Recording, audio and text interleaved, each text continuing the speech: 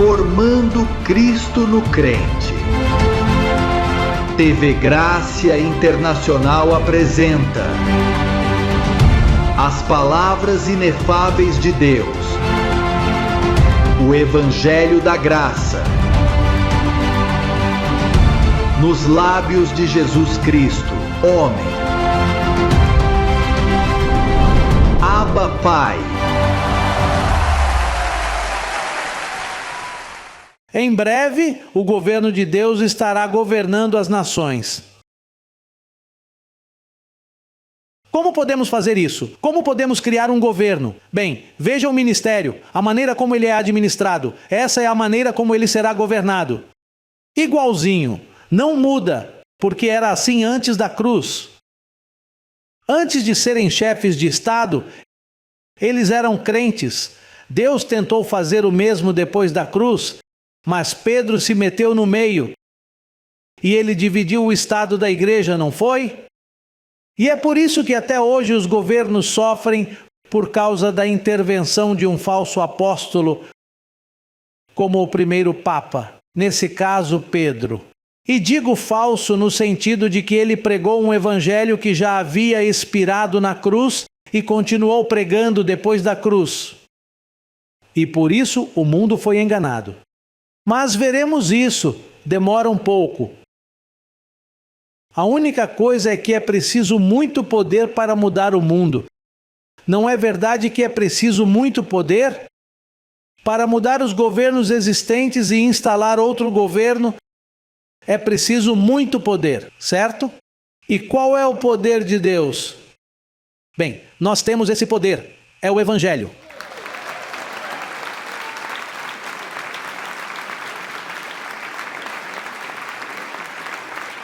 Gostaria de começar nesta tarde. O tema que temos, que vocês ouviram um pouco na quarta-feira passada na sede central, é uma falsa ciência versus uma verdadeira ciência. Como Deus usa a sua ciência para beneficiar o crente, o ser humano que está carente, que está com necessidade? Bem, Deus enviou uma ciência. Essa ciência foi escrita, mas nunca foi divulgada. Essa ciência, Deus o deu por causa da carne, mas ela estava oculta. Os 11 apóstolos, ao violar o que lhes foi pedido, para que não levassem isso aos gentios. Ao cometerem essa violação, o ser humano tem pago as consequências até os dias de hoje. Vamos dar uma olhada no próximo versículo e colocá-lo na tela. Primeira carta a Timóteo, capítulo 6, versículo 20. Versículos 20 e 21. 6, versículos 20 e 21. Ó Timóteo, guarda o que te foi confiado, evitando as conversas profanas sobre coisas vãs e os argumentos do que falsamente se chama ciência. Esta é a lei de Moisés, a qual alguns que a professam se desviaram da fé. A graça seja com vocês. Observe que aí diz, a falsamente chamada ciência. Vocês sabem que o apóstolo Paulo, quando falou dessa ciência, ele exclamou. Quando ele falava dessa ciência da lei, dos mandamentos, observando a lei de Moisés, ele disse que qualquer um que praticasse essa ciência acabaria fazendo uma exclamação. E essa exclamação veremos em Romanos 7, versículos 24 e 25. Veja o que acontece com uma pessoa que não usa o verdadeiro evangelho. Ela vai exclamar assim. Romanos 7, 24.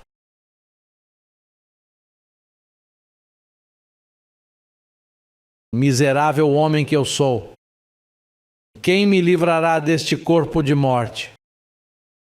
Ei, para exclamar assim, o apóstolo Paulo diz, vejam, este corpo isto é morte.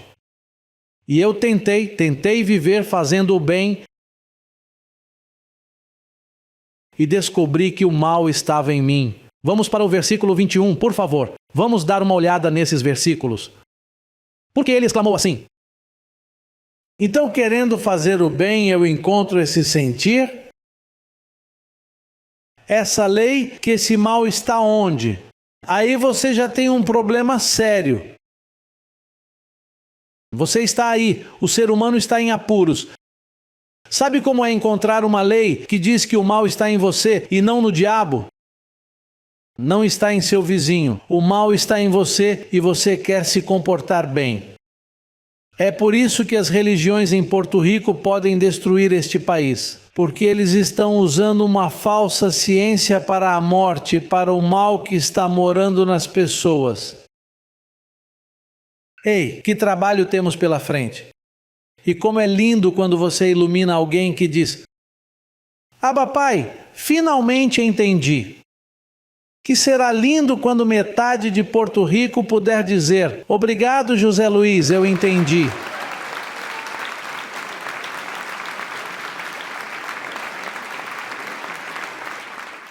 Versículo 22. Porque de acordo com o homem interior, essa é sua verdadeira identidade. Sua verdadeira identidade é seu homem interior. Diz: me deleito na lei de Deus. Certamente, se você olhar para os mandamentos de Moisés, você dirá: ah, que lindos eles são. Não faça mal ao próximo, não matarás, não julgarás, não roubarás. Elas são lindas. O problema é que você não tem a capacidade de cumpri-las. Porque há uma lei em você que depositou o diabo. Desculpe, que depositou Satanás e ele a deixou no gênero diabo. Quanto você pode explicar a eles quando me ouvem dizer que o único demônio que conheço sou eu? Eles vão me dizer: mas o que nos resta? Você diz que é Jesus Cristo homem e agora diz que é o diabo. Sim, mas eu também tenho a injeção do diabo em meu gênero carne, assim como você. Esta é uma congregação de diabos sentados e de deuses louvando.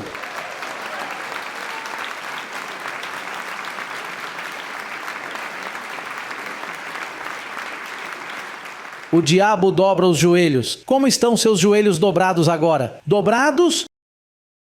E sua mente onde está? No céu?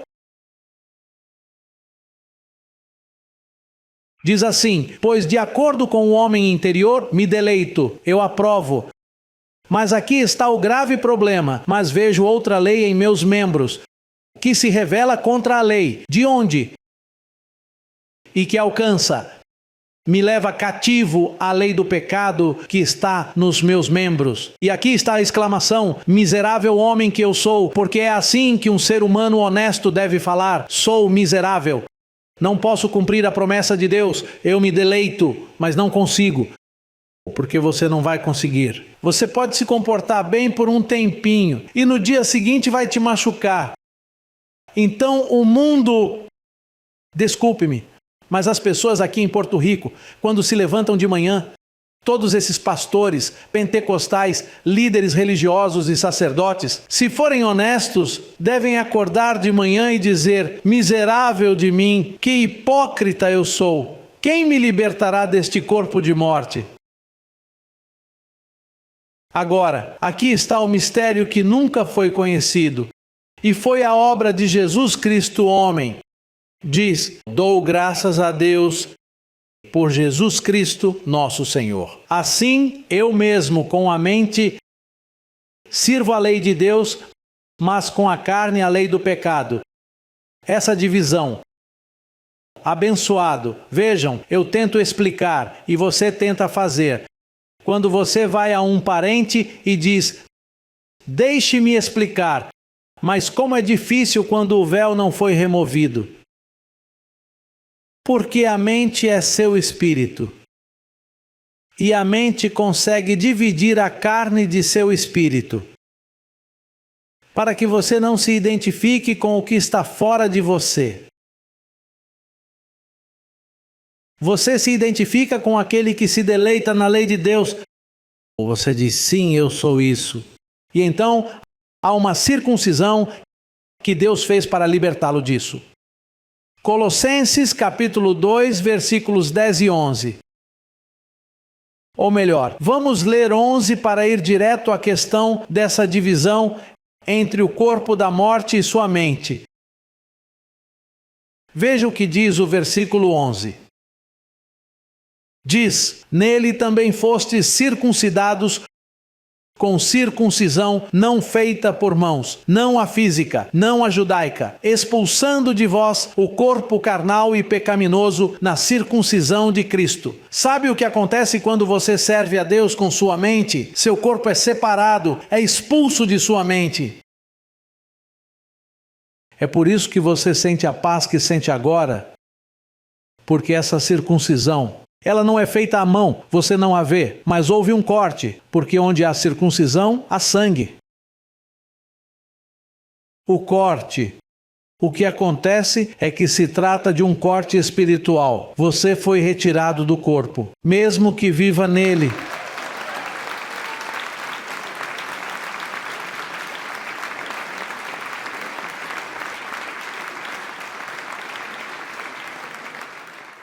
É por isso que o ministério não ensina isso. É um ministério criminoso. Está cometendo abuso contra seu vizinho. Seu próximo está sofrendo. Todas essas religiões que estão aqui em Porto Rico, que aparentemente estão, elas são tão boas, mas o que elas estão fazendo é prejudicar, porque estão colocando todos os jovens, cada pessoa, eles estão colocando em um miserável de mim. Como sou miserável? É por isso que eles enchem o púlpito todos os domingos. O que eles fazem com a pregaçãozinha é mudá-la de uma forma para outra. Você não vê que eles apelam para a sua carne? Apelam para a sua consciência de pecado? Quando terminam a mensagem dizem: quantos são honestos e querem buscar a Deus? E aí eles fazem você chorar. E eles fazem isso por 20 anos, abusando das famílias porto-riquenhas com um falso evangelho. E depois querem que fiquemos calados. Não vamos ficar calados, nós vamos seguir em frente. Estamos na frente. Você não pode se deixar roubar. Você não vê que estamos diante de uma grande maioria que está vivendo em uma mentira? E então eles nos criticam dizendo: ele diz que não há pecado. Certamente ele diz que é para viver como quiser. Ele diz que não há pecado. E o que Romanos 8, versículos 2 e 3 significa para eles? Vamos ler e ver, porque eu não sei que pecado pode haver quando o Evangelho fala tão claramente.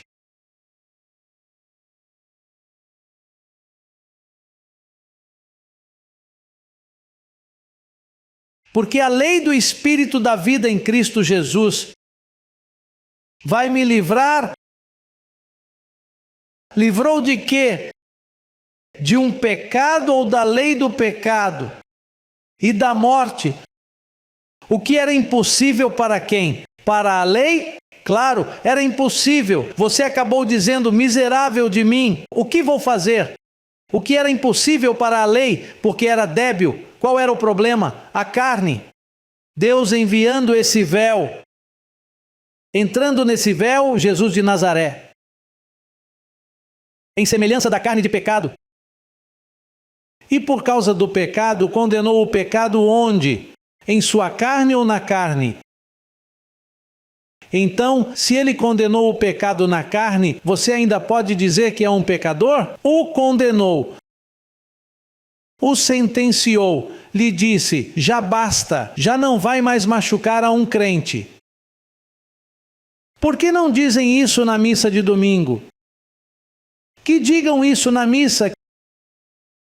Que digam: queridos abençoados irmãos porto-riquenhos que frequentam a Catedral X,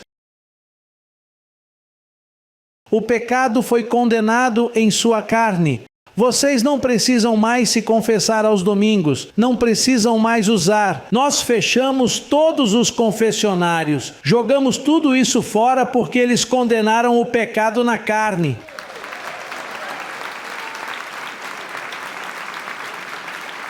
Ah, desculpe-me, decidimos não celebrar mais a missa porque a missa é uma lembrança do pecado e o pecado foi condenado. Para que fazer uma lembrança de algo que foi condenado? Leia. O pecado foi o quê?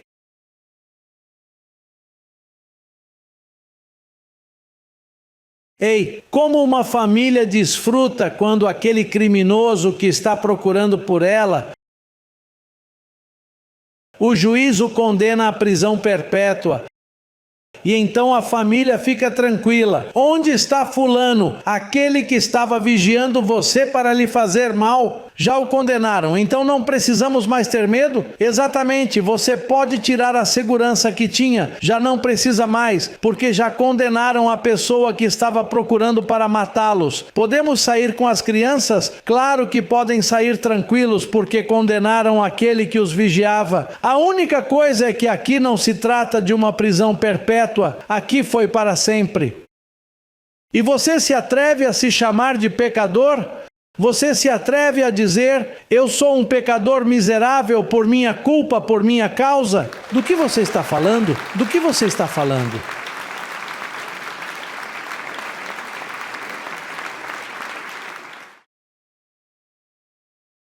Estamos lidando com um veneno injetado de mentes danificadas por anos através do romanismo católico. Um dia vou fechar tudo isso. O problema é que o poder ainda não se manifestou totalmente. Mas tudo isso precisa ser fechado, isso não serve, isso é um crime. Os governos precisam saber com o que estão lidando, pois o que eles têm são criminosos ao seu redor. Eles gastam seu tempo destruindo famílias. Quando o apóstolo Paulo disse a Tito, veja Tito, os da circuncisão transtornam casas inteiras por ganho desonesto. Não é leviano o que estamos falando de um crime. Estamos falando de criminosos de mentes. E não estamos falando de terroristas. Os terroristas explodem um prédio, colocam uma bomba e matam 30 pessoas. Aqui estamos falando de pessoas que são piores do que os terroristas. O papado romano, a igreja pentecostal, os chamados evangélicos aqui em Porto Rico são terroristas porque destroem famílias inteiras. E você e eu temos que dizer isso. Temos de dizer isso.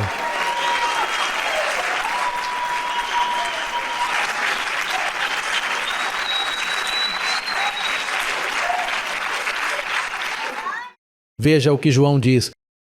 O livrinho histórico de João 1, versículo 29.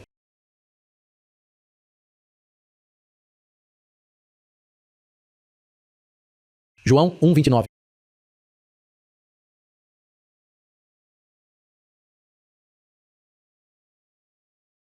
Isso é muito melhor, não é?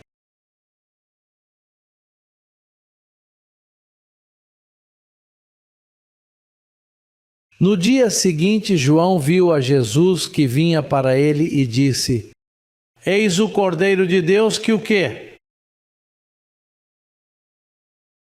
E o Cordeiro morreu?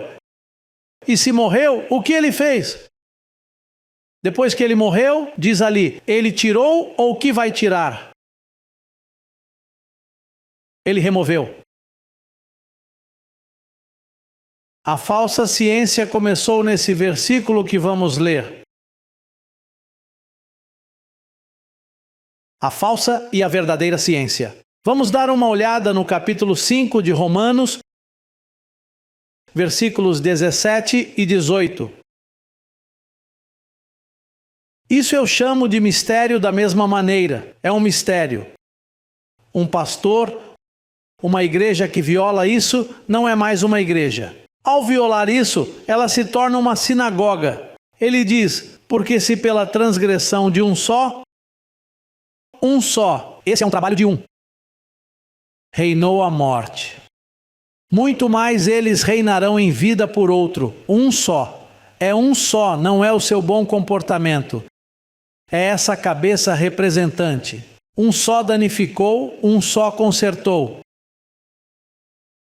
Portanto, o versículo 18 faz um resumo.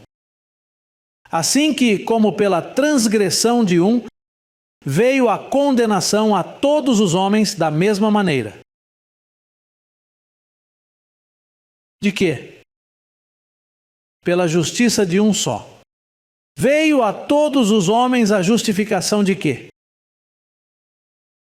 Agora me diga uma coisa. Se eu me comportei bem no antigo pacto antes que viesse o outro, antes que ele viesse, porque aí diz que um só, o pecado entrou ao mundo por um homem. O pecado entrou e todos foram constituídos de quê? Agora, a boa conduta poderia mudar o decreto desse pecado? Se você se comportasse bem, deixaria de ser um pecador? Não, porque essa cabeça representante, Adão, quando pecou, constituiu a todos pecadores. Se você se comportasse bem ou se comportasse mal, era pecador. Sua posição era de pecador. Era uma posição.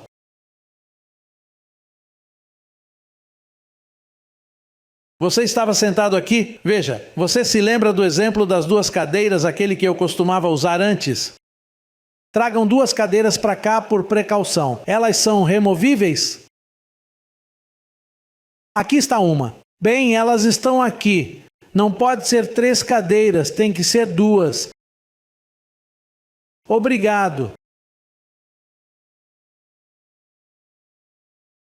Lembro que antes, quando eu não sabia como ensinar, e eu procurava exemplos e dizia, como dizer a eles que estão abençoados? Bem, veja, Adão, com um único pecado, sentou o mundo em pecado, sem pedir permissão. Vocês são pecadores por causa do pecado de um homem. E mesmo que o homem tivesse boa conduta e se comportasse bem, Moisés era um pecador. Os profetas eram pecadores, Davi. Ele disse, em pecado minha mãe me concebeu. Bem, com certeza. Adão, quando pecou, ele constituiu. O mundo inteiro o sentou aqui. E mesmo que você fizesse um sacrifício, o que quer que você fizesse, você era um pecador. Agora chega Jesus Cristo. Jesus de Nazaré, o Cordeiro de Deus que tira o pecado do mundo. E quando ele morre, então ele sentou os escolhidos, mas sem pecado.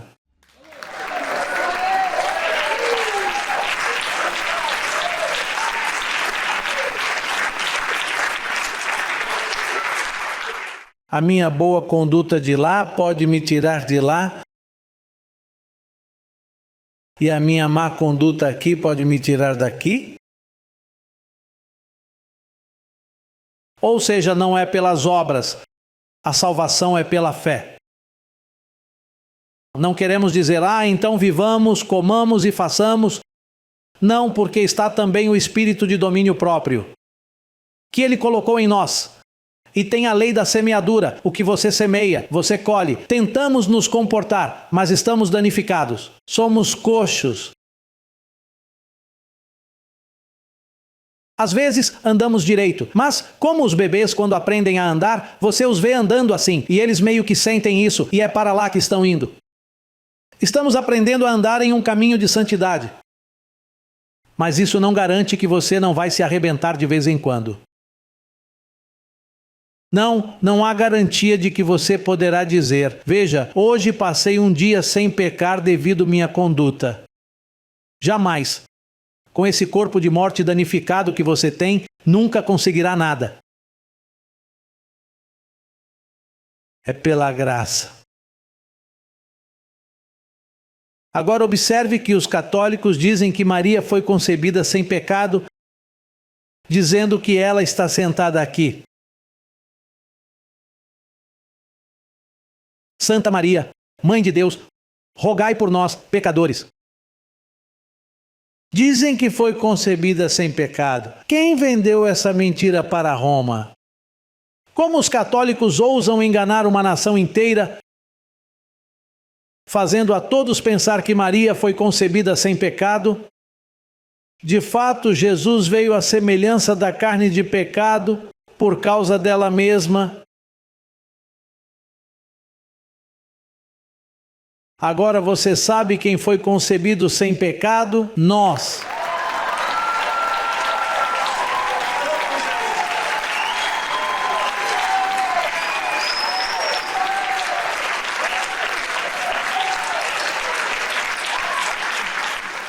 Nós sim que nascemos sem pecado.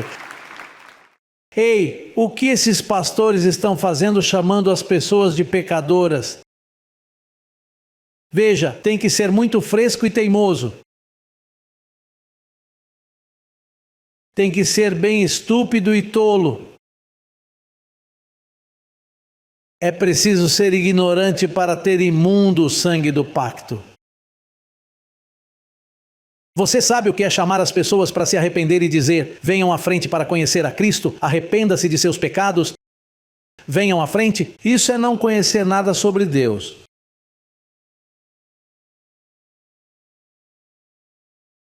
Estou lhe dizendo, o estado de ignorância, na verdade eu nem gostaria de falar com eles. Porque o estado de ignorância de todos esses pastores é algo descomunal. Se você não entende que o pecado foi condenado aqui mesmo, em sua carne ele foi condenado, para que ele não o prejudique. Se você não entende que foi uma circuncisão, não feita à mão, ao expulsar de você o corpo pecaminoso. O que registrou o pecado em você jogaram fora. Veja em 1 Coríntios 15, 17 para você ver essa evidência. No Brasil, nos jornais, na primeira página de um jornal dizia: chegou o pai da doutrina sem pecado. Sim, porque às vezes pessoas não convertidas identificam você. Você se lembra dos demônios dizendo: o que você tem comigo? Veja, esse me deu um bom nome, o pai da doutrina sem pecado. Ei, e que bom nome era esse, porque Jesus Cristo estava vindo pela segunda vez sem relação com o pecado. E nunca houve um pai para essa doutrina. Eu fui o único no mundo que apresentou essa doutrina.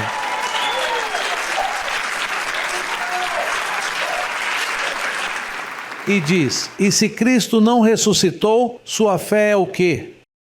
Ah, você ainda está em quê? E se ressuscitou?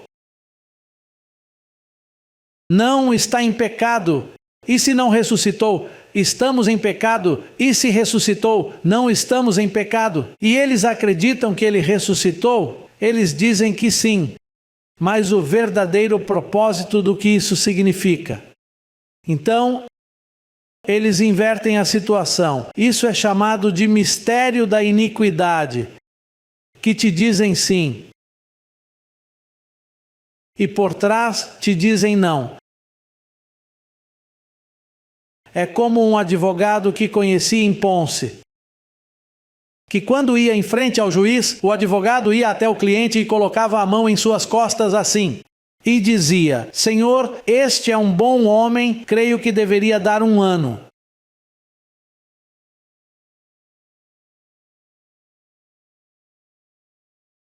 E o cliente jurava que o advogado estava defendendo ele, porque ele disse que meu cliente é uma boa pessoa. E é assim que esses pregadores são quando dizem: ele ressuscitou, mas você está em pecado. Eu sou o pai da doutrina sem pecado. E essas são as evidências disso.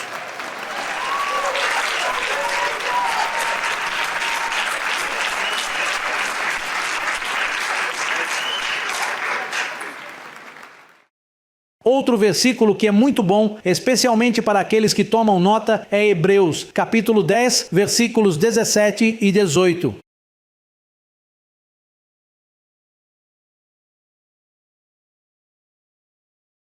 Ele acrescenta: e não me lembrarei mais de seus pecados e de suas transgressões. Esse é o pacto. Isso é o que seria escrito em sua mente. Está vendo o versículo anterior que diz: mentes? Nas mentes eu as escreverei. Foi isso que escrevi para você. E quem as escreveria?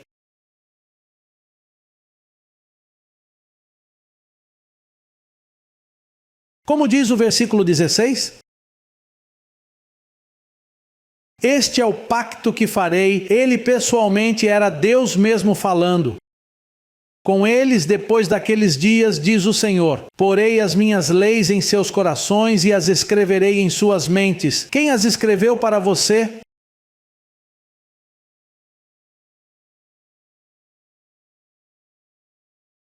Ele acrescenta: e não me lembrarei mais de seus pecados e transgressões. Pois onde há remissão desses, não há o quê? Em outras palavras, se você acha que há pecado, depois de ter se arrependido deles, quando você comete um, não há mais oferta por eles. E se você se arrepender, eles vão lhe dizer que estão fechados, que os escritórios estão fechados. E você vai dizer, mas eu comprei isso aqui, mas eles vão dizer, não há mais peças para isso. Paguei muito por isso e preciso substituir as peças. Não há peças de reposição para ele. Se estiver danificado, jogue-o fora. Igreja, isso está claro? Vocês estão esclarecidos? Foi bem lavado o teu cérebro? Hã? Está bem lavado? Ou seja, eu limpei seu cérebro. Renovei sua mente. Lavei teu cérebro. Eles não querem que seus cérebros sejam lavados. E eles têm um cérebro muito sujo, mas não querem que ele seja lavado.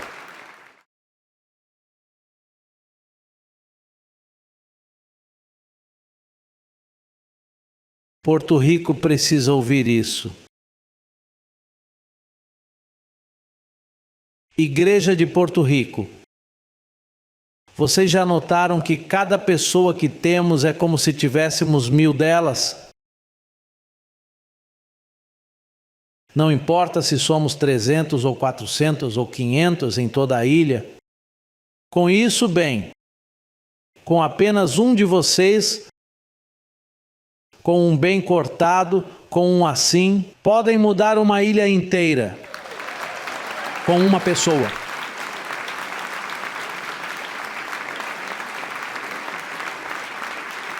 A verdade do Evangelho vai chegar.